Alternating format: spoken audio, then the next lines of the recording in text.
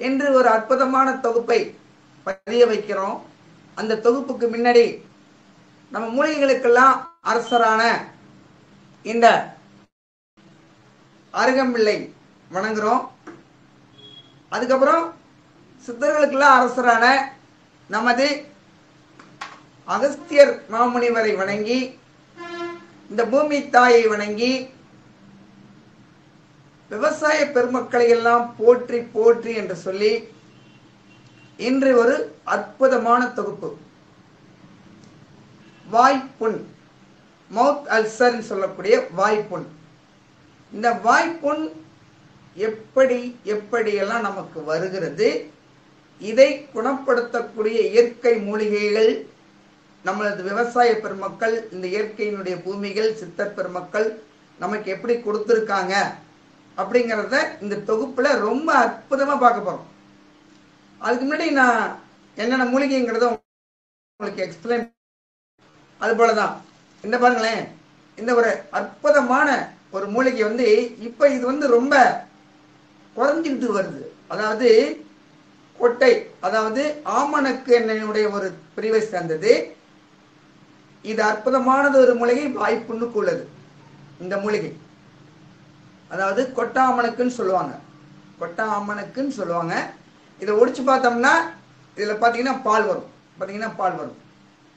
இதனுடைய விளக்கமும் நான் சொல்றேன். அப்புறம் பாத்தீங்கன்னா கீழ்வாய் நெல்லி, இதுவும் முக்கியமா புண்ணுக்கு தேவையானதுதான். அப்புறம் பாத்தீங்கன்னா எல்லாத்துக்குமே தெரியும் தும்பை, இதுல ஒரு வெள்ளைப்பூ பூக்கும், அவ்வளவு அற்புதமான பூ அந்த பூ, அந்த வெள்ளைப்பூ. இதை வெட்டுக்க அப்பச்சலன்னு சொல்லுவாங்க.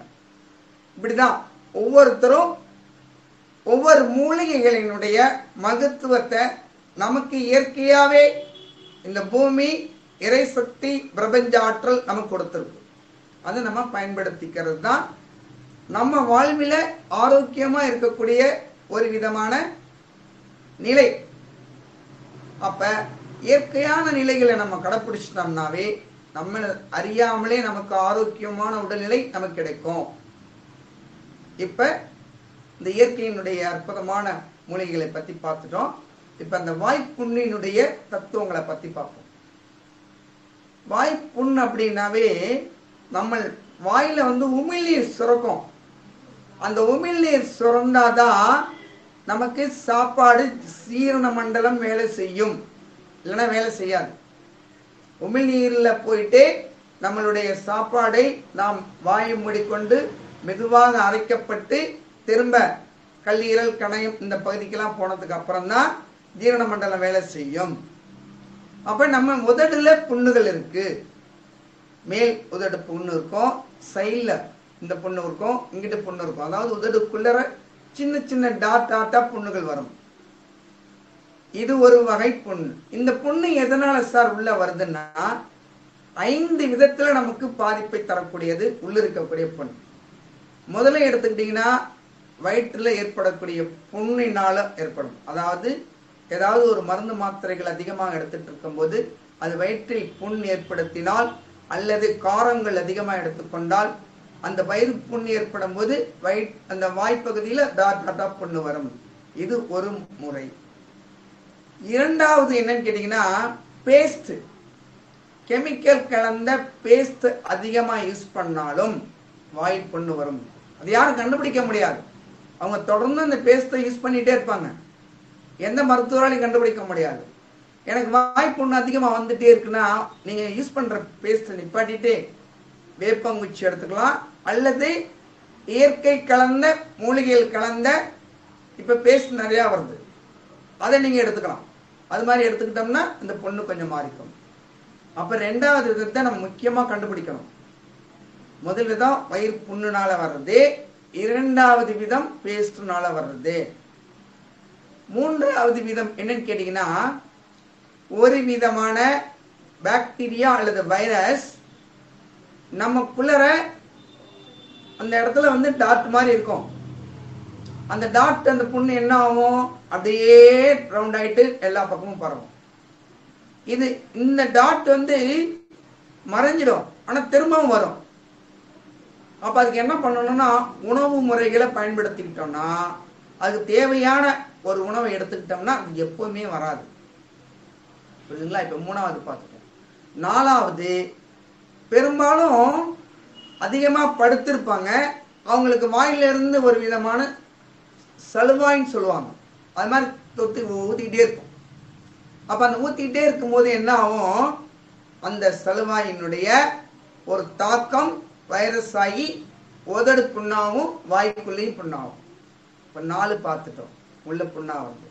5வது பாத்தீங்கன்னா, எல்லாருமே கிராமத்துல ரொம்ப அதிகமா வாய்ப்புறம் புண்ணாயிடும். உனக்கு அம்மா பட்டுருச்சு, வாய் அம்மா பட்டிருக்கு அப்படின்னு அவங்கள தனியா வைக்கக்கூடிய சூழ்நிலை எல்லாம் ஏற்படும். அப்படியெல்லாம் ஒன்றும் கிடையாது. அது நம்மளுடைய உஷ்ணம் தாங்காம, வெப்பம் தாங்காம, நம்ம உதடுகள் ட்ரை ஆகும் போது, அதாவது வறட்சி ஏற்படும் போது இந்த புண்களும் ஏற்படும். இப்படிதான் நம்ம வாயில புண்கள் ஏற்படக்கூடிய ஒரு முறைகள் 5 முறைகள் ஏற்படும். இது இல்லாம நிறைய முறைகள்ல ஏற்படும். எப்படின்னு கேட்டீங்கன்னா, ஒவ்வொருத்தரும் பாத்தீங்கன்னா நாக்கு அப்படி சொல்லி உதட பின்னிட்டே இருப்பாங்க. அவங்களுக்கும் அந்த புண்ணு ஏற்படும்.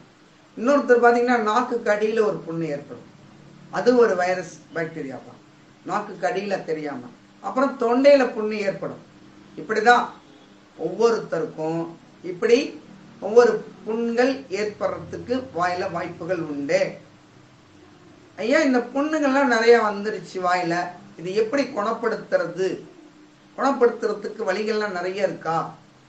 அதுக்கு உணவு முறைகள் என்ன, வேண்டாத உணவுகள் என்ன அப்படிங்கறத பத்தி தான் இந்த தொகுப்புல நம்ம முக்கியமா பார்க்கக்கூடிய ஒரு நிகழ்வு. அப்ப இத்தனை முறையில நமக்கு வந்திருக்குன்னா, அப்ப ஒவ்வொரு முறைக்கும் ஒவ்வொரு மாதிரி நம்ம இதை குணப்படுத்தணுமா அப்படின்னு கிடையாது.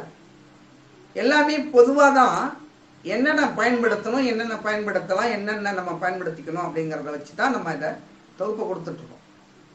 அப்படிங்கும்போது இந்த வாயில அந்த புண் ஏற்பட்டுச்சுன்னா, நான் சொன்னேன் பார்த்தீங்களா, இந்த காட்டுக்கொட்டை பால், இந்த பால் எடுத்து நிறைய இடத்துல கிடைக்குது கிராமத்துலலாம். இப்ப நான் ஒரு கிராமத்துல இருந்தா எடுத்து வந்தேங்க, பாருங்களேன் பால் வருது. அப்படியே அந்த இடத்துல வச்சுன்னா, இது ஒன்றும் ஃபுட் பாய்சன் எல்லாம் கிடையாது, இயற்கை மூலிகள். அந்த இடத்துல ஒரு 4 நாளைக்கு வைங்களேன், அப்படியே அந்த புண்ணு அப்படியே ஆறிப்பிடும். அப்படியாப்பட்ட மூலிகை இந்த காட்டுக்கொட்டை செடிங்கிறது. இதுல பால் வரும். பாருங்களேன், எடுத்தீங்கன்னா பால் வரும். இந்த காட்டுக்கொட்டை செடிக்கு அவ்வளவு சக்தி உண்டு. காட்டுக்கொட்டை செடியில அவ்வளவு சக்தி உண்டு. இப்ப இதை நம்ம பார்த்துட்டோம். இது பெரும்பாலும் வாய்ப்புண்ணு வந்துட்டாலே கிராமத்துல சொல்லுவாங்க, அங்க காட்டுக்கொட்டை செடி இருக்கும், அந்த செடியை உடைச்சுன்னா பால் வரும், அந்த பால் எடுத்து நீ இந்த நாக்குல இங்கே இருக்கும் அங்கே வையி அப்படின்னு சொல்லுவாங்க. அது வச்சுட்டாலே 3 நாள்ல அந்த புண்ணு ஆறிடும். அப்படியாப்பட்ட மூலிகை அந்த மூலிகை. அப்புறம் பாத்தீங்கன்னா, இப்ப நான் சொன்னது போல கரிசலாங்கண்ணி இருக்கும். இப்ப எப்படி தும்பை போல இருக்கோ அது போல கரிசலாங்கண்ணி இருக்கும். அந்த கரிசலாங்கண்ணி வயல்காட்டு வரல நிறைய முளைச்சிருக்கும், அல்லது கடைகள்லயும் கிடைக்கும் கரிசலாங்கண்ணி பொடி. அந்த கரிசலாங்கண்ணி பொடியோட கொஞ்சோண்டு இந்து உப்பு சேர்த்து அந்த நம்ம வாய் நல்லா பல் விளக்குற மாதிரி நம்ம அந்த புண்ணுலலாம் நல்லா தடவி வச்சுட்டு ஒரு 10 நிமிஷம் கழிச்சு திரும்ப என்ன பண்ணணும், உப்பு போட்டு வாயை கொப்பளிச்சிட்டோன்னு வச்சுக்கோங்களேன், உங்களுக்கு அந்த புண்ணு ரொம்ப சீக்கிரம் பல்லும் கொஞ்சம் பல பலன்னு இருக்கும். கரிசலாங்கண்ணிக்கு அவ்வளோ சக்தி உண்டு. அப்ப கரிசலாங்கண்ணி பொடியினுடைய தத்துவம் நிறைய இருக்கு. அது கரிசலாங்கண்ணி இந்த புண்ணையாத்தம், வயிறு புண்ணையாத்தம், அப்படியே அப்படி சக்தி அந்த கரிசலாங்கண்ணிக்கு உண்டு. அப்ப கரிசலாங்கண்ணி புண்ணு அந்த பொடியை நம்ம பயன்படுத்தலாம். அப்புறம் கீழா நெல்லி, அந்த கீழா நெல்லிய அரைச்சு கொஞ்சம் அதோட வெண்ணெய் கலந்து அந்த புண்ணு இருக்க பக்கம் மேல் உதட்டிலையும் தடவலாம். புண்ணு ட்ரை ஆகி ஒரு மாதிரி கோடு கோடா வறட்சியா இருக்கும், அவங்களுக்கு தடவிக்கலாம். கீழா நெல்லி எதுவுமே பண்ணாது, உள்ளுக்குள்ளாரையும் வச்சுக்கலாம். கீழா நெல்லிக்கு அவ்வளோ, அதுதான் கீழ்வாய் நெல்லின்னு சொல்லக்கூடியது. ரொம்ப உயர்ந்த மருத்துவ குணம். அந்த மருத்துவ குணம் என்னன்னு கேட்டீங்கன்னா, மஞ்சக்காமலை என்ற ஒரு தீராத நோயை தீர்க்கக்கூடிய அற்புதமான மூலிகைகளை கொடுத்த ஒரு இறை பிரசாதம் இந்த கீழா நெல்லி தான்.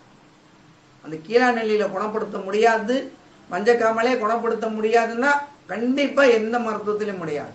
ஆனா இயற்கையா எடுத்துக்கணும், சம்பளத்தோட கொண்டுட்டு வரணும், நல்லா மிக்சியில போட்டு அடிக்கணும், அதை என்ன பண்ணணும், கொஞ்சம் ஆட்டுப்பால் அல்லது பசும்பால்ல கலந்து காலை ஒரு டம்ளர் நைட் ஒரு டம்ளர் ஒரு மண்டலம் சாப்பிடணும். இது மஞ்சக்காமலையிலையும் வாய்ப்புண் ஏற்படும். முக்கியமா மஞ்சக்காமலையிலையும் வாய்ப்புண் ஏற்படும். அப்ப அவங்களுக்கு மஞ்சக்காமலை வந்திருக்குன்னா, லிவர்ல இன்ஃபெக்ஷன் ஆயிருக்கு, கல்லீரல்ல பாதிப்பு ஏற்பட்டிருக்குன்னா கண்டிப்பாக இந்த கீழ்வாய் நிலையை பயன்படுத்துங்க. வயிற்றுல இருக்க புண்ணாத்தும் வாயில இருக்க புண்ணு ஆடுறோம். அந்த வயிற்றுல இருக்க புண்ணு ஆறுனால வாய்ப்புண்ணையிலே ஆத்தி நம்மளுக்கு பணப்படுத்த கொடுப்போம். அப்படியாப்பட்டதுதான் கீழ்வாய் நெல்லி. இந்த கீழ்வாய் நெல்லை பத்தி பார்த்துட்டோம். அப்புறம் நம்ம வீட்டுல எல்லாருமே இப்ப புதுசா செக்கு நல்லெண்ணெய் நிறைய பயன்படுத்துறாங்க. அது ரொம்ப ரொம்ப நல்லது. அந்த நல்லெண்ணெய் என்ன பண்ணணும், காலையில நம்ம பல்லு விளக்கிட்டு வாயில நம்ம அதை வச்சுட்டு பபிள் பண்ணி கொஞ்ச நேரம் பார்த்தீங்கன்னா அப்படி நுர மாதிரி வரும். அதை கீழே துப்பிடணும், உள்ள முழுங்க கூடாது. அந்த மாதிரி நல்லெண்ணெயை பயன்படுத்தினாலும் வைட்டமின் டிஃபிஷியன்சினா, அதாவது வைட்டமின்னாலையும் வரத்துக்கு புண்ணு வரத்துக்கு வாய்ப்பு உண்டு. வைட்டமின் என்ன வைட்டமின்னால வரும்னு கேட்டீங்கன்னா, பி காம்ப்ளெக்ஸ்னால வரும், ரிபோபோலிவின் சொல்லக்கூடிய ஒரு வித வைட்டமின்னால வரும், அல்லது வைட்டமின் B12 வரும்.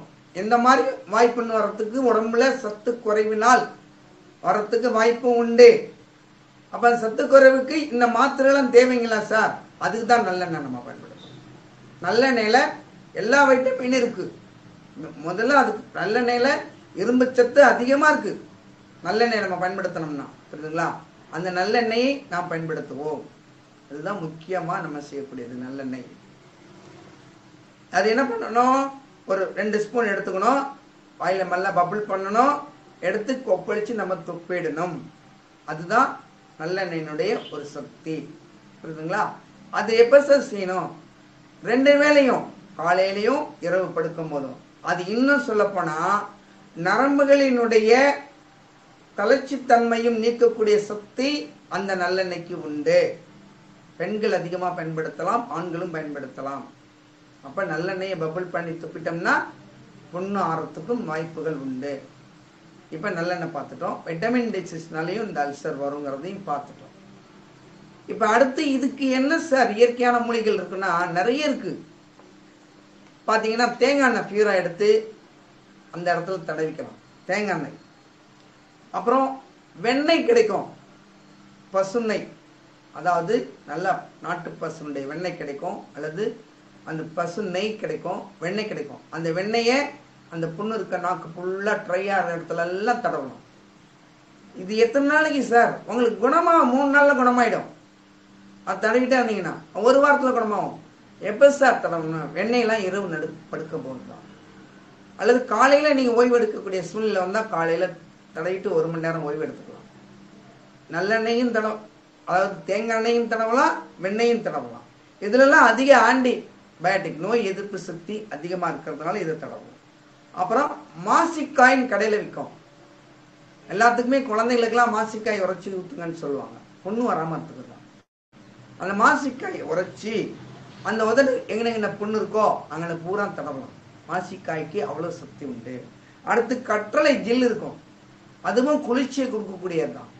அந்த கற்றலை ஜில்ல ஒரு 5 வாட்டி கழுவிடணும். ஜில்லை எடுத்து போட்டு தண்ணியில் நல்லா கழுவிட்டு அந்த ஜில்லுன்னு தடவலாம். அதுவும் புண்ணை ஆற்றக்கூடிய சக்தி, ஆன்டிபயோட்டிக் சொல்லக்கூடிய ஒரு எதிர்ப்பு சக்தி கொடுக்கக்கூடியது தான் அந்த கற்றலை. அப்புறமேட்டு பாத்தீங்கன்னா காலையில ரொம்ப அற்புதமான ஒரு மூலிகை டீயை குடிச்சாலே இந்த புண்ணு ஆறும். என்ன சார் மூலிகை டீ? டீ கொஞ்சம் வச்சுக்கோங்க, அதாவது பால் கலக்காம தேன் ஒரு 2 ஸ்பூன் போட்டுங்க, அதுல புதினா கொஞ்சம் போடுங்க, கொத்தமல்லி புதினா துளசி கொஞ்சம் போடுங்க, போட்டுட்டு ஒரு 2 சொட்டு எலுமிச்சம்பழம் மட்டும் கொடுங்க, ரொம்ப கொடுக்காதீங்க. ஒரு 2 சொட்டு 3 சொட்டு எலுமிச்சம்பழம். அந்த டீ தேன் புதினா துளசி அதுல 2 சொட்டு எலுமிச்சம்பழம் கொஞ்சம் டேஸ்ட் கொடுக்கறது, எலுமிச்சம்பழம் போட்டு குடிச்சு பாருங்களேன். எவ்வளவு பெரிய புண்ணா இருந்தாலும் அந்த புண்ணு அப்படியே ஆகும். ஏன்னா துளசிக்கும் புதினாவுக்கும் தேனுக்கும் அந்த எலுமிச்சம்பழம் கொஞ்சமா கலந்துக்கிறதுக்கும் அந்த புண்ணாத்தக்கூடிய சக்தி அப்படி உண்டு. அதே வயிற்று புண்ணையும் ஆத்தும். எலுமிச்சம்பழம் சாப்பிட்டோம்னா வயிற்று புண்ணாயிடுமே சார், அல்சர் ஏற்படுமே. நம்ம 2 சொட்டு 3 சொட்டு தான் கலந்துக்கிறோம். அது டேஸ்ட்டுக்காண்டி தான், அதனால ஒன்றும் ஆயிடாது. அது தேன் மிக்ஸ் பண்ணியிருக்கோம். அப்போ அது மாதிரி தான் எடுத்துக்கணும். அப்புறம் இளநீர் குடிக்கலாம். வயிறு புண்ணு இருக்கிறவங்க, வாய் புண்ணு இருக்கிறவங்க இளநீர் நிறைய குடிக்கலாம், தப்பே கிடையாது இளநீர் குடிக்கிறதுல. அந்த இளநீர்ல பார்த்தீங்கன்னா மேலே ஒரு துவர்ப்பான பகுதி இருக்கும். அதாவது ஒரு இளம் காய் எடுத்து சாப்பிட்டோம்னா மேலே துவர்ப்பா இருக்கும். அந்த துவர்ப்பை கூட எடுத்து சாப்பிட்டோம்னா நல்லா இருக்கும். அதே மாதிரி தான் வாழைப்பூ, அந்த வாழை சாறு இருக்கு பாருங்க, வாழைப்பட்ட சாறு, அதையும் தடவுனோம்னா புண்ணு உடனே ஆறுங்க. வாழைப்பட்ட சாருக்கு அவ்வளவு சக்தி உண்டு, புண்ணு அப்படி ஆத்தம். வாழைப்பட்ட சாறு, வாழை பூவினுடைய மொட்டு துவர்ப்பா இருக்கிறது, வாழை தண்டு சாப்பிட்றது, இது எல்லாமே வேக வைத்து சாப்பிடக்கூடிய பொருள்கள். அப்ப இதெல்லாம் என்ன பண்ணும், நமக்கு புண்ணு அப்படி ஆத்தம். வயிறு புண்ணா இருந்தாலும் இந்த வாழைப்பூ வாழைத்தண்டுக்கு நமக்கு ஆத்தம். இந்த வயிறு புண்ணுனால் வாய் புண்ணு வரக்கூடிய சூழ்நிலை வந்தாலும் புண்ணு ஆத்தம். அப்ப இயற்கையான மூலிகைகள் இதெல்லாம் உணவுல கண்டிப்பா வாரத்துல 3 நாளைக்கு சேர்த்துக்கணும். வாய் புண்ணு வரவே வராது. அதாவது வாழைத்தண்டு சேர்த்துக்குங்க, வாழைப்பூ சேர்த்துக்குங்க, இதெல்லாம் சேர்த்துக்கிட்டீங்கன்னா கண்டிப்பா வராது. அந்த வாழைப்பட்ட சாறு எடுத்து அந்த புண்ணு இருக்க பக்கம் தடவுனோம்னா கண்டிப்பாக அந்த புண்ணு ஆறும். இதை விட எல்லாருமே சொல்றாங்களே சார், இந்த மணத்தக்காளி கீரைன்னு, கண்டிப்பா உண்மையான மருந்துங்க அது. மணத்தக்காளி கீரை எல்லா பக்கமும் கிடைக்கும். அந்த மணத்தக்காளி கீரையை வாங்கிட்டு வந்து நல்லா வேக வைத்து அதை 1 டம்ளர், அதில் பூண்டு, மிளகு அதெல்லாம் போட்டு, ஜீரகம், சோம்பெல்லாம் போட்டு கொதிக்க வச்சு, காலையில் கொத்தமல்லி, அதாவது கொஞ்சோண்டு கொத்தமல்லி போட்டு அந்த ஒரு மணத்தக்காளி கீரையினுடைய 1 டம்ளர் ஜூஸ், காலையில் 1 டம்ளர், இரவு 1 டம்ளர் குடிச்சிட்டு பாருங்களேன். அந்த புண்ணு எப்பவுமே வராதுங்க உங்களுக்கு. வாயிலங்கிற அந்த அல்சர் நினைச்சு கூட பார்க்காது. அப்படி மணத்தக்காளி கீரை நம்ம வைத்து புண்ணை வாய் புண்ணை ஆற்றக்கூடியது. ஆனால் உள்ள குடிச்சிடணும். நம்ம அந்த சாறு எடுத்து தடவணுங்கிறது இல்லை, உள்ள குடிக்கணும். ஆனால் அந்த சாறு நல்லா கசைச்சு ஒரு 2 சொட்டு 3 சொட்டு சாறு வருது அப்படின்னா அதன் சாறையும் தடவலாம், தப்பு கிடையாது. அப்ப அந்த சாறையும் நம்ம என்ன பண்ணணும், அந்த புண்ணு இருக்க பக்கம் தடவலாம், ஈஸியா புண்ணு ஆறும். இப்படிதான் நம்ம ஒவ்வொன்றையும் எடுத்துக்கணும். அப்புறம் பாத்தீங்கன்னா இந்த வாய்ப்புண்ணுனால் வயிறு புண்ணு வர்றதுக்கு வாய்ப்பு உண்டு. வயிறு புண்ணினால் வாய்ப்புண்ணு வரும். இதற்கு என்ன சார் அந்த வயிறு புண்ணுக்கு அப்படின்னா நிறைய மருந்துகள் அதுக்கு இருக்கு. வாய்ப்புண்ணு ஆடுறதுக்கு, அந்த வயிற்று புண்ணை ஆற்றுறதுக்கு நிறைய மருந்துகள் இருக்கு. அதில் ஒரு குறிப்பிட்ட மருந்தை மட்டும் நான் இப்போ சொல்கிறேன். விராலி மஞ்சள் நல்லா எடுத்துக்குங்க. நல்லெண்ணெய் இல்லைன்னா நெய் விளக்கில் நல்லா வாட்டிடுங்க. நல்லா அதை கருகுனொன்னே ஒரு கல்வத்திலையோ அல்லது பாத்திரத்திலையோ போட்டு நல்லா நசுக்கிடுங்க. நசுக்கிட்டு அதோட ஜீரகம் கொஞ்சம் போட்டு, நுணுக்கி வச்ச ஜீரகத்தை அதில் போட்டு நல்லா கலந்து, தேன் சாதா நல்ல தேனாக கிடைக்கிறது எடுத்துக்கலாம், நம்ம மலை தேன் எடுத்துக்கலாம். நல்ல தேனை நல்லா குழப்பி லேகிய மாதிரி வந்துடும். காலையில் 1 ஸ்பூன், நைட்டு 1 ஸ்பூன் சாப்பிடுங்களேன். எவ்வளோ பெரிய வயிற்று புண்ணாக இருந்தாலும் உடனடியாக ஆறும். அந்த மஞ்சள் கருகுனதனுடைய ஒரு சக்தியும், ஜீரகம் சேர்க்கறது, தேன் சேர்க்கறதுடைய சக்தியும் வயிற்று புண் அப்படி ஆற்றும். வயிற்று புண் ஆறுச்சுன்னா வாய்ப்புண் நமக்கு வராது. இப்படி தான் ஒவ்வொரு மூலிகையும் நம்ம படுக்க போகிறோம். அப்புறம் இயற்கையான மூலிகைகளை நம்ம எடுத்துக்கணும். இயற்கையான மூலிகைகள் என்னென்ன, ஆரஞ்சு பழம் எடுத்துக்கலாம், சாத்துக்குடி எடுத்துக்கலாம். அதை விட வாய்ப்புன்னு இருக்கிறவங்க காலையில் எழுந்திருச்சொன்ன மாதுளம்பழம் விதையோட போட்டு நல்லா மிக்சியில் அடித்து நல்லா வடிகட்டி காலைல 1 டம்ளர் குடிச்சா போதும். இரவு சாப்பிடணுங்கிறது கூட தேவையில்லை. அப்படி புண்ணை ஆத்தம். எவ்வளோ பெரிய புண்ணாக இருந்தாலும் வாய்ப்புண், வயிற்று புண்ணை ஆற்றக்கூடிய உன்னதமான ஒரு பல வகைகளில் மாதுளை மட்டும்தான் சொல்லலாம். அப்படியாப்பட்ட மாதுளை நமக்கு ரொம்ப அற்புதமாக இருக்கும். அப்புறம் எல்லாருமே பயன்படுத்துவோம் உணவுக்கு கசகசா. அந்த கசகசா பார்த்தீங்கன்னா ஒரு அற்புதமான மூலிகை.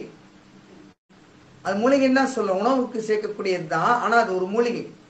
அது என்ன பண்ணும், நம்மளுடைய மேனிக்கு ஒரு புத்துணர்ச்சி கொடுக்கும், அழகு கொடுக்கும், மங்குகள்லாம் மாறும், நரம்பு தளர்ச்சி ஏற்படாது.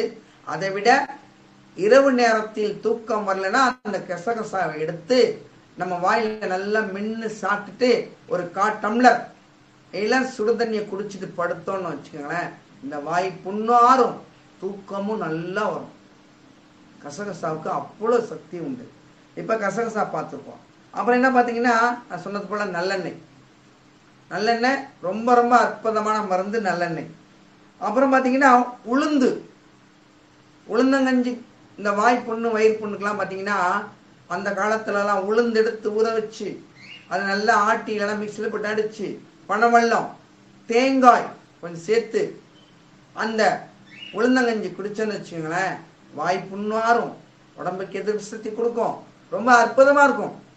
அப்படியாப்பட்டது அந்த ஒரு உன்னதமான உளுந்தங்கஞ்சி வாய் புண்ணையாத்தும் சளியும் கண்ட்ரோல் பண்ணும்.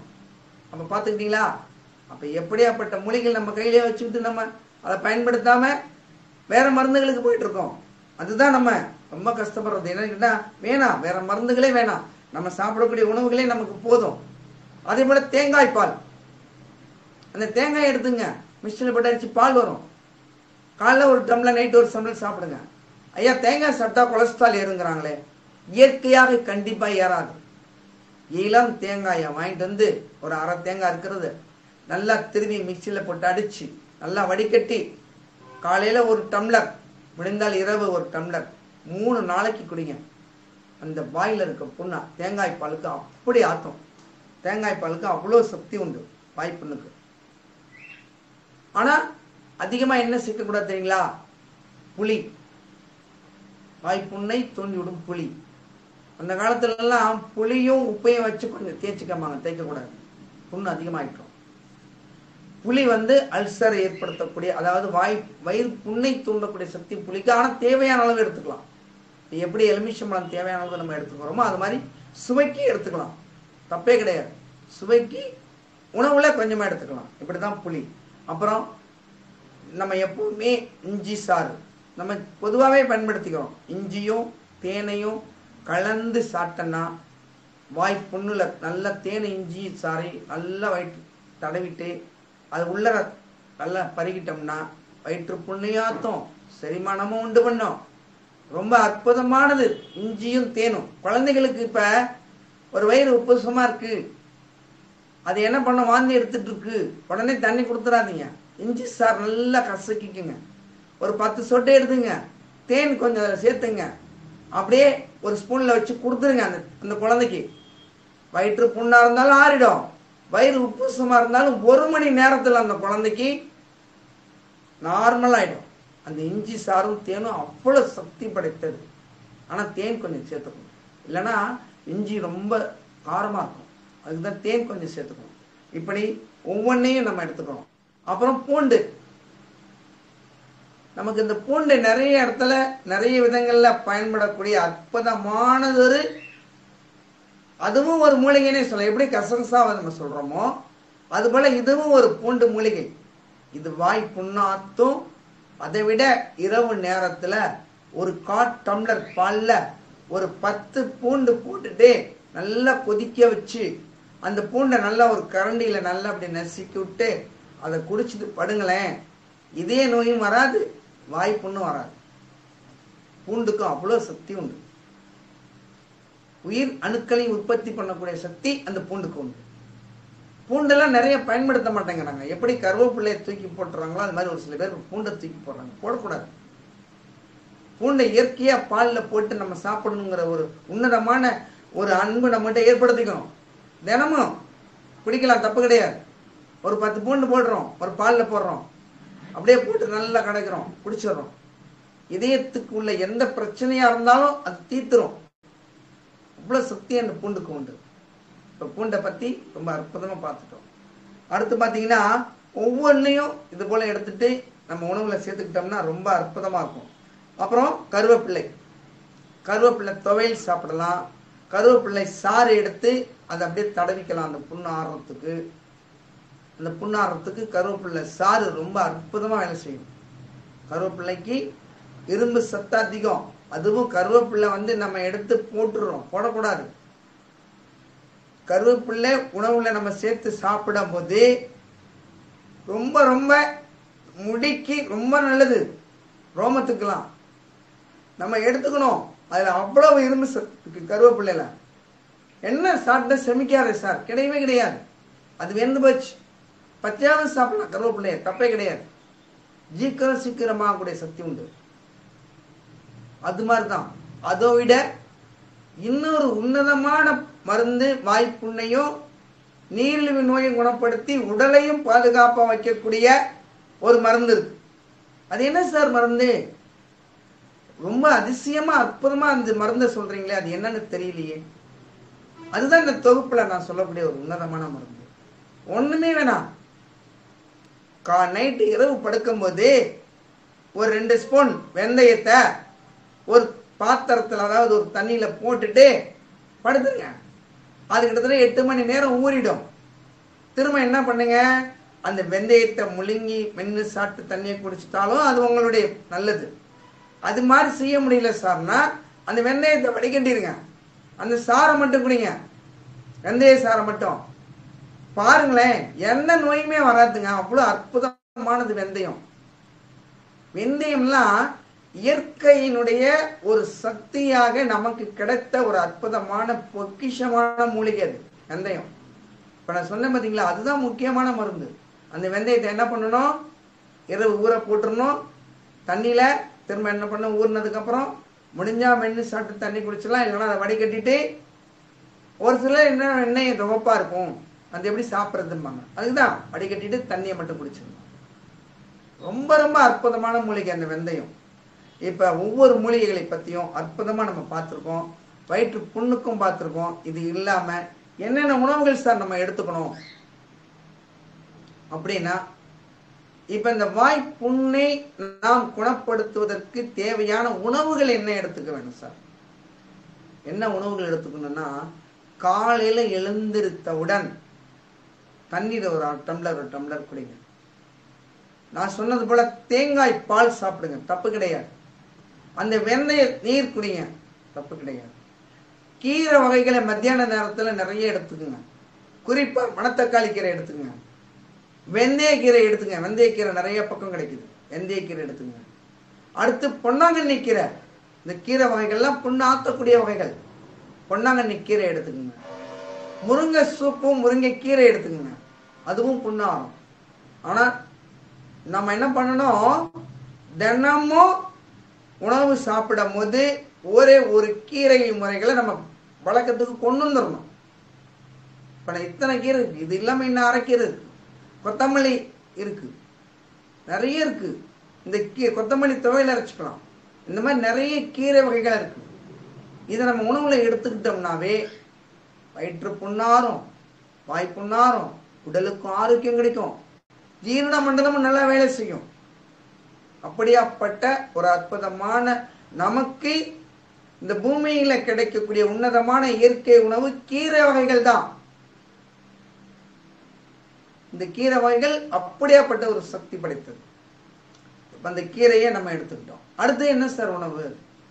நட்ஸ், விதைகள், சிறுதானியங்கள் நிறைய எடுத்துக்கலாம், விதைகள் எடுத்துக்கலாம். விதைகள்ல என்ன சார் நல்ல உன்னதமான விதைகள்? பாதாம் பருப்பு ஒரு 2 எடுத்துக்கலாம், 3 எடுத்துக்கலாம். அதே போல பிஸ்தா பருப்பு 2, 3 பருப்பு வகைகள் எடுத்துக்கலாம். நிறைய இருக்கு. கொண்டக்கடலை எடுத்துக்கலாம், அதெல்லாம் வாய்ப்புண்ணு அப்படி ஆத்தக்கூடிய சக்தி. நைட்ல ஊற வச்சிருங்க கொண்டக்கடலையா, ஒரு நாள் அந்த துணியில போட்டு முடிச்சு போட்டுருங்க. அது பாத்தீங்கன்னா அதனுடைய பருவம் வந்திருக்கும். திரும்ப அதை என்ன பண்ணுங்க, அப்படியே ஒரு 4 கொண்டக்கடலை 5 கொண்டக்கடலை மென்று சாப்பிட்டு பாருங்களேன். அது மாதிரி ஒரு புஷ்டி எதிலையுமே வராது. அது மாதிரி ஒரு புண்ணாத்தக்கூடிய மருந்து கொண்டக்கடலைக்கு. அவ்வளவு அந்த முளை கட்டிய பருவத்தில், அதாவது விதை வந்துடும். அப்ப அந்த பருவத்தை நம்ம சாப்பிடும் போது சுவையாகவும் இருக்கும். நம்ம சாப்பிட்றதுக்கு உடலுக்கு இயற்கையான ஒரு ஆரோக்கியத்தையும் கொடுக்கக்கூடியது அந்த கொண்டக்கடலை. என்ன கொண்டக்கடலை சார் எடுத்துக்கணும்? வெள்ளை எடுத்துக்கலாமா, கருப்பு, சின்ன கருப்பு கொண்டக்கடலை எடுத்துக்கணும். அதாவது சிறியதாக இருக்கும் அந்த கருப்பு கடலை, கருப்பு கொண்டக்கடலை தான் எடுத்துக்கணும்.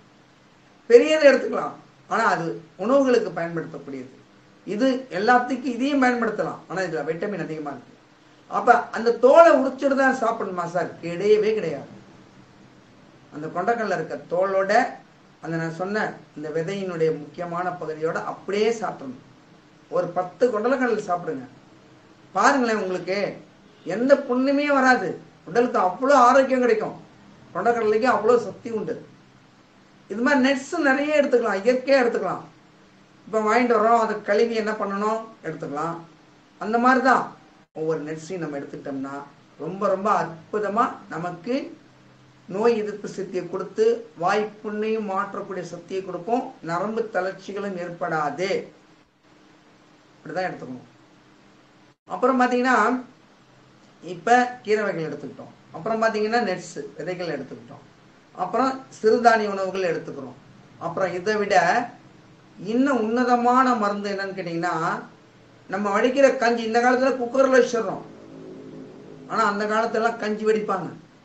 அந்த கஞ்சி ஒரு டம்ளர் சாப்பிட்டாலே போதும், ஜீரணம் அப்படி சக்தி கிடைக்கும். அந்த கஞ்சியினுடைய சக்தி ரொம்ப ரொம்ப அற்புதமாக இருக்கும். அவ்வளோ அற்புதமான ஒரு ஏன்னா அந்த சாதத்தில் வெந்து அதனுடைய வைட்டமின், அதனுடைய ஜீரண மண்டல சக்தியெல்லாம் இந்த கஞ்சியில் வந்துடும். அப்போ நம்ம அந்த கஞ்சியை சாப்பிடும்போது உடம்புக்கு அவ்வளோ ஆரோக்கியம் கிடைக்கும்.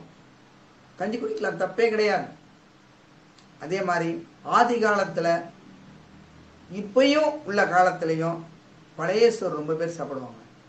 வெங்காயம் தொட்டுட்டு சாப்பிடுவாங்க. அவங்களுக்கு புண்ணே வராது. உடம்புல இருக்க வெப்பம் குறைஞ்சிடும். வெப்பம் அதிகமாக இருக்கும்போது வாயில் புண்ணு வரும். அவங்க வயலில் போய் வேலை செய்வாங்க, அல்லது கம்பெனியில் வேலை செய்வாங்க. அப்போ அந்த வெப்பம் தாங்காமல் வாயில் புண்ணு வரும். அப்போ இரவு சாதத்தை நல்லா ஊற வச்சு காலையில் தான் பழைய சோறு எடுத்துட்டு அது வெங்காயம் கொஞ்சம் சேர்த்து சாப்பிட்டான்னு பாருங்களேன், எந்த நோயுமே வராதுங்க. அந்த காலத்தில் அப்படி சாப்பிட்டாங்களாம் 90 வயசு வலி இன்னமும் இருக்கிறாங்க. பழைய சோறு வெங்காயத்துக்கு மிஞ்சின உணவு எதுவுமே கிடையாது. அப்படியாப்பட்ட உணவு பழைய சோறு வெங்காயம். அப்போ இந்த உணவுகளையும் நம்ம எடுத்துக்கலாம். சிறுதானிய உணவுகளோடு நான் சொன்ன இந்த உணவுகளையும் நம்ம எடுத்துக்கிட்டோம்னா வயிறு புண்ணு ஆறி உடலின் உஷ்ணத்தை குறைக்கும் போது வாய்ப்புண்ணு மாறும். அப்புறம் ஐயா இந்த ஜில்லு விட்டா அது என்னையா பண்ண முடியும் அப்படின்னா, இந்த ஜில்லு விடுறவங்களுக்கு என்ன பண்ணுங்க, தேன் அதிகமாக கொடுங்க. தேன் அதிகமாக கொடுத்தீங்கன்னு வச்சுக்கோங்களேன், அவங்க அந்த ஜெல்லு விட மாட்டாங்க. அதே மாதிரி அவங்களுக்கு தேவையான துணியை பக்கத்தில் வச்சிருங்க. அதில் வந்து அப்படியே படிஞ்சிடும். கன்னத்துலேயோ உதட்டுலையோ படியாது. பக்கத்தில் படுத்திருக்கும் போது துணியை வச்சு தான் தொடச்சிக்கலாம், தப்பு கிடையாது. ஏன்னா அது ஒரு சில பேர்த்துக்கு உமிழ்நீர் சுரப்பியோடு அது ஒரு கிருமி சேர்ந்து சுரக்கக்கூடியது, வெளியே தள்ளக்கூடிய பவர் தானாக எடுத்துக்குது. அதுதான் அந்த ஜில்லுன்னு சொல்லக்கூடியது. ஒரு மாதிரி அவனுக்கு செல்வா ஊற்றுதுன்னு சொல்லுவாங்க, அந்த மாதிரி தான். அது குழந்தைகள்லாம் பார்த்தீங்கன்னா செல்வா ஊற்றுன்னு சொல்லுவாங்க. அவன் அந்த ஊற்றுன்னு நல்லா பேசுவான்னு சொல்லுவாங்க. அதெல்லாம் கிடையாது. எல்லா குழந்தைகளும் இப்போ நல்லா பேச ஆரம்பிச்சிச்சு. செல்வா ஊற்றுற குழந்தை தாங்கிறது கிடையாது. அப்போ நம்ம என்ன பண்ணுறோம், அதுங்களுக்கு தேவையான பாதுகாப்பை நம்ம கொடுக்குறோம். தேன் கொடுக்கலாம். தேனோட ஏலக்காயை நல்லா நுணுக்கி அதோட தேனில் கொஞ்சம் கலந்து அந்த ஏலக்காயும் தேனையும் அவங்களுக்கு பருக சொல்லி கொடுக்கலாம். அந்த ஜெல் வராது. இது அற்புதமான மூலிகை. ஏலக்காயும் அந்த தேனும் கொடுத்துட்டோம்னா அந்த உதட்டிலிருந்து வரக்கூடிய அந்த ஒரு விதமான நீர் வராது. ஆனால் எப்படி சார், தொடர்ந்து கொடுக்கணும். காலையிலையும் கொடுக்கணும், இரவும் கொடுக்கணும். அப்படி கொடுத்தா தான் அந்த பவர் கிடைக்கும், இல்லைன்னா கிடைக்காது. ஒரு 2 நாளைக்கு கொடுத்தேன் சார், ஒரு வாரம்னாச்சும் கொடுக்கணும். இந்த மூலிகை மருந்துகளுக்கெல்லாம் ஒரு மண்டலம் நாங்கள் சொல்லுவோம், 48 நாள் சொல்லுவோம். ஏன்னு கேட்டிங்கன்னா அந்த 48 நாள் கொஞ்சம் கொஞ்சம் கொஞ்சம் கொஞ்சமாக தான் அது குணப்படுத்தும். வேறு மருந்துகள்லாம் உடனே போவோம், அந்த எந்த சுரப்பி வேலை செய்யலையோ அந்த சுரப்பியை தூண்டப்படும், உடனே உங்களுக்கு தலைவலி விட்டுரும், உடனே கால் வலி விட்டுரும், ஒரு 10 நிமிஷம் 20 நிமிஷத்தில். ஆனால் இதுங்களாம் என்ன பண்ணோம், கொஞ்சம் கொஞ்சமாக உள்ளே போய் அது குணப்படுத்தி முழுவதுமாக உங்களுக்கு வராது. எப்போவுமே இந்த நோய் உங்களுக்கு வரவே வராத அளவுக்கு குணப்படுத்திடும். இதுதான் இயற்கை மூலிகைகளுடைய மகத்துவம், உன்னதமும் கூட. இப்போ நான் சொன்ன அத்தனை உணவுகளுக்கும் அவ்வளோ மூலிகை மகத்துவம் உண்டு. இப்போ நம்ம அந்த ஜில் ஒருத்துக்கு எடுத்துக்கிட்டோம். இப்போ அது மாதிரி தான் ஒவ்வொன்றையும் நம்ம கடைப்பிடிச்சிட்டு வந்தோம்னு வச்சுங்களேன், ரொம்ப ரொம்ப அற்புதமாக இருக்கும். இப்போ நான் சொன்ன மாதிரி தேங்காய் எண்ணெய் தடவணும். இன்னொன்று முக்கியமாக நல்லெண்ணெயை பபிள் பண்ணி துப்புங்க. எவ்வளோ பேத்துக்கு எவ்வளோ புண்ணு வந்துட்டாலும் பரவாயில்ல, ஜென்ரலாகவே பண்ணலாம். புண்ணு வந்தால் தான் பண்ணணுமா சார்? கிடையாது. பொதுவாகவே அதை பண்ணிட்டு வந்தோம்னு வச்சுக்கோங்களேன், நமக்கு நோய் எதிர்ப்பு சக்தி உடல்ல நிறைய கிடைக்கும். இந்த உமிழ்நீர் நல்லா சுரக்கும். அப்ப என்ன சார், அது அந்த எண்ணெய் பிசு பிசுப்பு இருக்குமே சார், கொஞ்சம் என்ன பண்ணுங்க, அப்படியே கையை வச்சு நல்லா ப்ரெஸ் பண்ணிட்டு வாய் குப்பிச்சின்னு சரியா போச்சு. ஆனால் நாம் மறுபடியும் குறிப்பிடக்கூடிய ஒரு உன்னதமான ஒரு பாதுகாப்பு பேஸ்டினால், அதாவது பிரஷ், நம்ம பேஸ்ட் வளர்க்கக்கூடிய ஒரு விதமான கெமிக்கல் மிக்ஸ் பண்ணியிருந்தால் கண்டிப்பா அது அவங்களுக்கு அலர்ஜி ஆகி அந்த புண் எப்பவுமே ஆறாது. அது முதல் முக்கியமா பார்த்துங்க, அதுதான் முக்கியம். பேஸ்ட் ஒத்துக்கலன்னா ஒரு 4 நாளைக்கு அந்த பேஸ்ட் எடுத்துட்டு வேற பேஸ்ட் போட்டு பாருங்க, தானா உங்களுக்கு குணமாயிடும். அப்ப பேஸ்ட் தான்ங்கிறத நம்ம முடிவு பண்ணிக்கலாம். வயிறு புண்ணுனால அல்சர் வருதா, அப்ப கசகசா, நான் சொன்ன போல இளநீ, இந்த மாதிரி நமக்கு காரம் இல்லாத உணவுகள், அப்புறம் பார்த்தீங்கன்னா நேரத்துக்கு உணவுகள் சாப்பிட்றது, இந்த மாதிரி சாப்பிட்டு வந்தோம்னாவே வயிறு புண்ணு ஆறும்போது அந்த வாய்ப்புண்ணு மாறிவிடும். இப்படிதான் நம்மளே வகுத்துக்கணும் எந்தெந்த முறையில் நமக்கு புண்ணு வருதுங்கிறத. அப்புறம் ஒரு சில பேர்த்துக்கு ஆங்கில மருந்து ஒவ்வொன்றும் ஒத்துக்காது, ஆனால் அவங்க தொடர்ந்து அதை சாப்பிட்டுட்டே இருப்பாங்க. அப்போ ஒரு 4 நாளைக்கு அந்த ஆங்கில மருந்தை நிப்பாட்டி பார்த்து அந்த புண்ணு ஆறுச்சுன்னு வச்சுக்கோங்களேன், அப்போ அதுக்கு பதிலாக வேற மாற்று மருந்துகளை எடுத்துக்கலாம், தப்பு கிடையாது. அந்த மருந்து உங்களுக்கு ஒத்துக்கலைன்னு அர்த்தம், அப்போ அதுக்கு பதிலாக வேற மாற்று மருந்தை நம்ம எடுத்துக்கலாம். ஒவ்வொன்றையும் நம்ம தான் பகிர்ந்துக்கணும். எதனால வாய்ப்புண்ணு வந்துச்சு அப்படிங்கிறத நம்ம சிந்தனைக்குள்ள பதிய வச்சுக்கணும். அதனாலதான் உடல் ஆரோக்கியம் இருந்தாதான் நோயற்ற வாழ்வு கிடைக்கும். நம்ம உடல் ஆரோக்கியம் இல்லைன்னு வச்சுங்களேன், நான் எனக்கு உடல் ஆரோக்கியம் இல்லைன்னா இப்ப இது மாதிரி கூட பேச முடியாது. எனக்கு ஒரு தலைவலி வருது அல்லது என் உடல்நிலை சரியில்லை அப்படின்னு பேச முடியாது.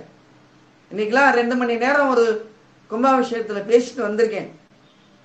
ஆனா என் உடல் ஆரோக்கியமா இருக்கிறதுனாலயோ என்னுடைய அந்த ஒரு நம்பிக்கையோ ஆரோக்கியமான நிலையை பயன்படுத்தினாலதான் இன்னைக்கு இந்த அளவுக்கு பேச முடியுது. உடல் ஆரோக்கியம் இல்லைன்னா எதுவுமே நம்ம பண்ண முடியாது. அப்ப இதுக்கு தேவையான உணவுகளை எடுத்துக்கணும், அவ்வளவுதான். எதுக்குமே நம்ம பயப்படக்கூடாது. எதுக்குமே பயந்தோம்னா எதுவுமே பண்ண முடியாது. அப்படிதான் வாழ்க்கை. எங்க தொகுப்புல ஒரு அம்மா ஒரு அற்புதமா சின்ன கதை மட்டும் சொன்னாங்க.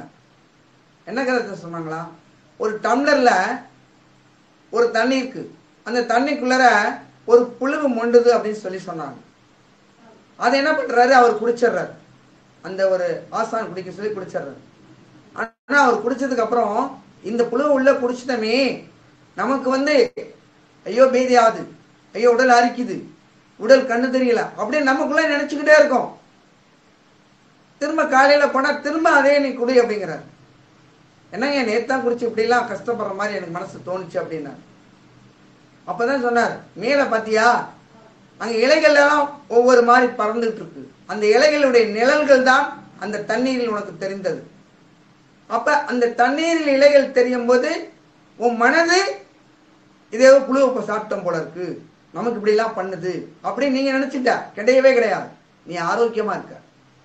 அப்படிதான் நம்ம ஒவ்வொன்னையும் ஏதோ சாப்பிட்டுட்ட போல இருக்கு, நமக்கு அப்படி ஆயிட்டு இப்படி ஆயிட்டு அப்படின்னு பயப்படுறோம். பயப்படக்கூடாது. ஏன் பயப்படுறோம்?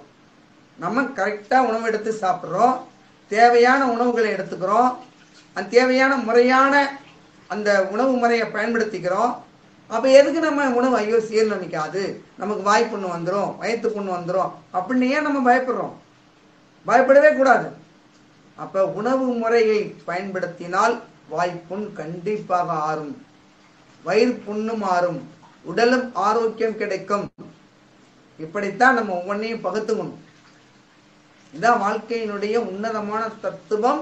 பயம் என்ற ஒரு எண்ணம் நமக்குள்ள இருக்கக்கூடாது. நம்ம கெட்டான உணவு சாப்பிட்டுருக்கோம், ஜீரணமாகும், நேரத்துக்கு சாப்பிட்டுருக்கோம், நல்ல பயிற்சி எடுத்துக்கிறோம், நல்ல தியான பயிற்சி எடுத்துக்கிறோம். உணவுகள் அரை வயிறு உணவு, அரை வயிறு நம்ம வாட்டர் தண்ணி, மீதி எம்டி ஸ்டொமக், அதாவது காற்றுக்கு விட்டுட்டோம். அப்ப இது என்ன பண்ணோம், தேவையான தண்ணி போகும்போது காற்று போகும்போது அங்கே மிஷின் நல்லா வேலை செய்யும். அதிகமா நமக்கு ஐயோ இன்னைக்கு நல்ல சுவையான உணவு கிடைச்சிருச்சுன்னு அதிகமா சாப்பிட்டுட்டாதான் அங்கே நமக்கு ஃபுட் பாய்சன் ஆயிடும். இதுதான் முறைகள். இப்படிதான் நம்ம ஒவ்வொன்றையும் வகுத்துக்கிட்டு சாப்பிட்டோம்னா வாய் புண்ணு வராது, வயிறு புண்ணு வராது, நோய் வராது. எல்லா விதமான நோய்களையும் நம்ம குணப்படுத்தி வாழ்க்கையில முன்னேறலாம். எல்லாத்துக்கும் நம்மளுடைய உணர்வு பூர்வமான தன்னம்பிக்கை தான், தியானம் தான், அமைதி தான்.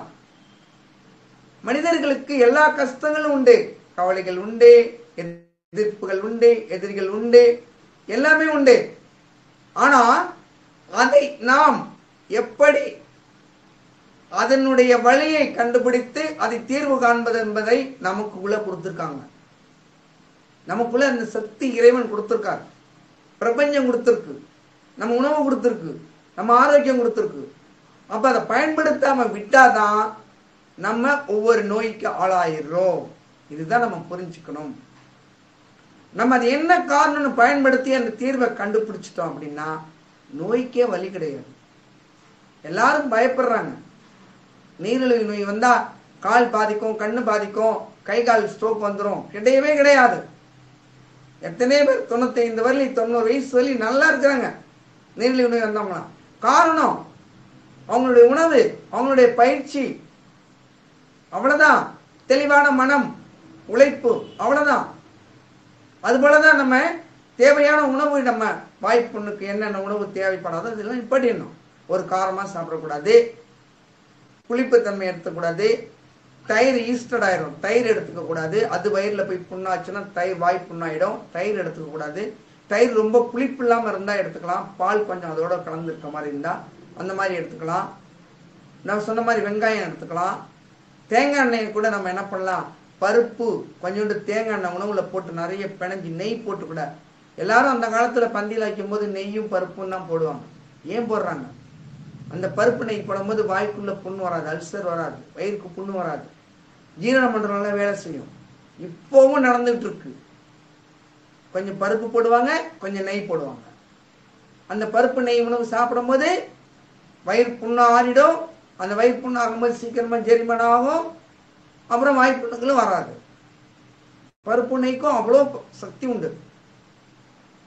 இப்படிதான் நம்ம ஒவ்வொரு உணவுகளையும் நம் முறையாக கடைபிடித்துட்டு வந்தோம் என்றாலே நமக்கு உறுதியாக வாய்ப்புண்ணுங்க. எந்த புண்ணுமே உடம்புல இருந்தா சீக்கிரம் ஆயிடும்.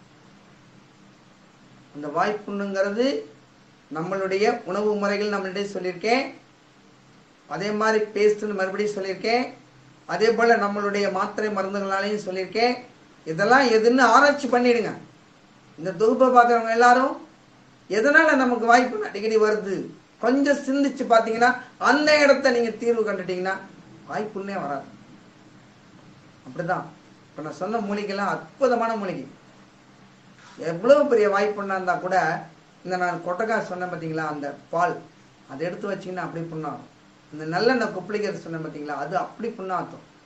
இதை காட்டி நமக்கு என்னங்க மருந்து வேணும்? இயற்கையா கிடைக்கக்கூடிய மருந்துங்க. நம்ம ஏங்க அந்த இது ஆயின்மெண்ட் தடவலாம், இந்த ஆயின்மெண்ட் தடவலாம்னா அப்போக்கி கேட்கும். உள்ளுக்குள்ள மவுத் அல்சருக்கு தடவக்கூடிய ஆயின்மெண்ட் நிறைய வந்திருக்கு. ஆனா அது அப்போக்கி கேட்கும், திரும்ப மறுபடியும் வரும். ஆனா அதுக்கு பர்மனண்டான தீர்வு என்ன நம்ம கண்டுபிடிக்கல. ஏன் வருதுன்னு நம்ம கண்டுபிடிக்கல. வயிறு புண்ணுனால வருதா, டெஸ்ட்னால வருதான்னு கண்டுபிடிக்கல. அப்ப நம்ம கண்டுபிடிச்சிட்டு அதை தடுத்து விட்டோம் என்றால் நமக்கு அந்த வாய்ப்புண்ணு உறுதியாக வராது, வயிற்று புண்ணு வராது. அதுதான் தடுப்பு முறைங்கிறது. அந்த தடுப்பு எதனால வந்துச்சுங்கிறத கண்டுபிடிச்சிட்டோம்னா சரியாயிடும். இப்படிதான் வாழ்க்கையினுடைய ஒவ்வொரு தத்துவங்களையும் நம்ம கடைபிடிச்சிட்டோம் அப்படின்னாவே எல்லா நிலைகளிலும் நம்ம உயர்நிலையான வாழ்க்கையை பெற்றுடலாம். உயர்நிலையான வாழ்க்கைன்னா என்ன? முத நிம்மதி, உடல் ஆரோக்கியம், தியானம், ஆன்மீகத்தினுடைய ஒரு சாடல். ஆன்மீகத்துக்கு போயிட்டாலே அங்க மனம் ஒருநிலைப்படுத்திடும். ஆன்மீகத்துக்கு போயிட்டா, தியானத்துக்கு போயிட்டாலும் இந்த தியானத்தினால நமக்கு மனம் ஒருநிலைப்படுத்திடும். இப்படிதான் வாழ்க்கையை நம்ம கொண்டு போகணும். அப்ப இந்த தியானத்துக்கும் வாய்ப்புண்ணுக்கும் என்னங்க சம்பந்தம்? தியானத்துல நீங்க அமர்ந்து அமைதியா இருக்கும்போது நம்ம உமிழ்நீர் ரொம்ப அற்புதமா தன்னுடைய வேலையை செய்யும். அப்ப மௌனமா இருக்கும்போது அந்த உமிழ்நீர்னால வாய்ப்புண்ணும் குணமாகும்.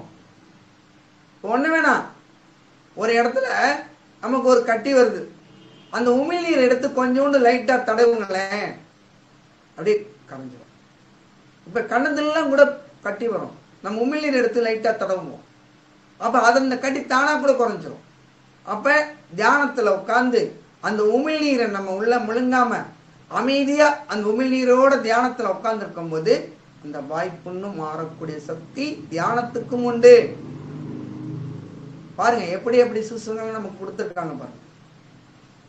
தியானத்துல உட்கார்ந்தாலும் இயற்கையா வாய்ப்புன்னு தானாக ஆறும் அந்த உமிழ்நீரினால.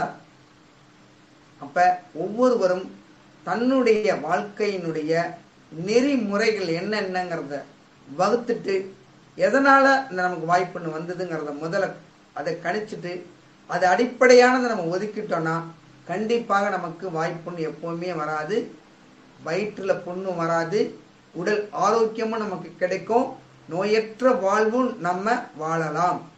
இப்படிதான் நம்ம ஒவ்வொருத்தரும் வாழ்க்கை என்ற ஒரு அற்புதமான பயணத்தில் நோய் என்ற ஒரு முறையை பயன்படுத்தாமல், நோய் நமக்கு இல்லை, எந்த நோய் வந்தாலும் பரவாயில்ல, நமக்கு இல்லை, நமக்கு குணமாயிடுச்சு, நான் நல்லா இருக்கேன், நான் ஆரோக்கியமா இருக்கேன், நான் ஏன் பயப்படணும், அந்த நோய் எனக்கு ஒன்றும் பண்ணலையே அப்படின்னு நினைச்சிட்டு வாழ்ந்தாலே அதுவே நமக்கு முக்காவாசி நோய் தீர்ந்துடும். ஒருத்தருக்கு காலில் அடிபட்டுருச்சு, லேசா புண்ணு இருக்கு, இது ஆறவே ஆறாது ஆறவே ஆறாதுன்னு சொல்றாங்கன்னு நினைச்சுக்கிட்டே இருந்தோன்னு வச்சுக்கோங்களேன், கண்டிப்பா அது ஆறாது. ஆனா அதுக்கு தேவையான முறை என்ன? குப்பை மீன் அரைச்சி கொஞ்சம் போடுங்க, அல்லது வேற ஏதாச்சும் மருத்துவ குணங்கள் அதுக்கு பயன்படுத்துங்க, மூலிகைகள் எத்தனையோ இருக்கு, தானா குணமாயிடும். நம்ம நினைச்சுட்டே இருந்தா அது திரும்ப திரும்ப அதிகமாக தான் ஆகும். அப்படிதான் ஒவ்வொன்றையும் நம்ம குணப்படுத்தணும். அது மாதிரிதான் இந்த வாய்ப்புன்னு நமக்கு எப்போ வந்துகிட்டே இருக்கு, ஆறவே மாட்டேங்குது. அடுத்தவங்கள்ட்ட பேசும்போது வாட வருது, இந்த வாய்ப்புன்னால பேச முடியல, திக்கி திக்கி பேச வேண்டியதா இருக்கு அப்படின்னு நினைச்சிட்டு இருந்தோம்னா நமக்கு அந்த புண்ணு இருந்துட்டே தான் இருக்கும். நமக்கு பொண்ணு இல்லை, நம்ம என்ன தேவையை பேசுறதே ஒதுக்கிட்டோம், என்ன நமக்கு அது பிரச்சனை வந்துச்சோ அந்த பொருளை நம்ம ஒதுக்கிட்டோம், இனிமே எனக்கு பொண்ணு வராது, நான் ஆரோக்கியமா இருப்பேன் அப்படின்னு நினைச்சிட்டாலே அந்த பொண்ணு தானாக அறிவிடும். ஒவ்வொருத்தருடைய வாழ்க்கையிலையும் தாங்கள் நினைக்கக்கூடிய எண்ணங்களில் தான் உடல் ஆரோக்கியம் என்ற ஒரு உன்னதமான கலை இருக்கிறது. அதை நம்ம புரிஞ்சுக்கணும். நம்ம எண்ணங்கள்ல தான் உடல் ஆரோக்கியமான கலை இருக்கிறது. அப்ப அந்த ஒரு கலையை நாம் கடைப்பிடிச்சிட்டோம்னு வச்சுக்கோங்களேன், நமக்கு ஆயில்லாம் எப்படி வேணாலும் இருக்கலாம். ஏன்னா நோய் இல்லை தானே, அப்போது ஆயில் கூட இருக்கும். அப்போ நமக்கு தேவையான அளவு நம்ம சேமை வச்சுக்கலாம், தேவையான அளவு உழைப்பு உழைக்கலாம். இப்படிதான் வாழ்க்கையில நம்ம முன்னேறி கொண்டே இருக்க வேண்டும். அதனால் நாம் இந்த தொகுப்பில் பலவிதமான உணவு முறைகள், வாய்ப்புண்ணை பற்றிய நிகழ்ச்சிகள் மற்றும் உடல் ஆரோக்கியத்துக்கான உணவு முறைகள் இத்தனையும் பற்றி ரொம்ப அற்புதமா தெளிவா பதிவு வச்சிருக்கோம். இது எல்லாரும் கேட்டு பயனடையுமாறு அன்போடு கேட்டுக்கொள்கிறோம். அதோடு மட்டுமல்லாமல் அனைவருக்கும் இதை பகிர்ந்து கொடுங்க. நம்ம பகிர்ந்துகிட்டோம், உங்களோட உறவுகள் நட்புகள் எல்லாத்துக்குமே நாங்க போடுற யூடியூப்பை பகிர்ந்து கொடுங்க. அவங்களும் பகிர்ந்துகிட்டாங்கன்னு வச்சுக்கோங்களேன், அதனால உங்களுக்கு ஒரு புண்ணியம் கிடைக்கும். இவங்க எங்களுக்கு இந்த பகிர்வை கொடுத்தாங்க, அதை பார்த்து நான் இப்படி குணமா ஆயிட்டேன், இப்ப நான் நல்லா இருக்கேன் அப்படின்னு உங்களை வாழ்த்துவாங்க. அவங்களுக்கு தெரியாம உங்களை வாழ்த்துவாங்க. அப்படிதான் நாங்க பகிர்ந்து கொடுக்க சொல்றோம், வேற ஒண்ணு கூட கிடையாது. அதனால இதை கண்ணூரும் அனைத்து அன்பு உள்ளங்களும் நோயற்ற வாழ்வும் குறைவற்ற செல்வமும் பெற்று இந்த வாய்ப்புண்ணை தெளிவாக அடிப்படையான முறையை புரிந்து கொண்டு குணமாக்கி என்றென்றும் நலமுடனும் வளமுடனும் வாழ வேண்டும் என்று வாய்ப்பளித்தமைக்கு நன்றிகள் கூறி விடைபெறுகிறேன். நன்றிகள், நன்றிகள், நன்றிகள். நமஸ்காரம்.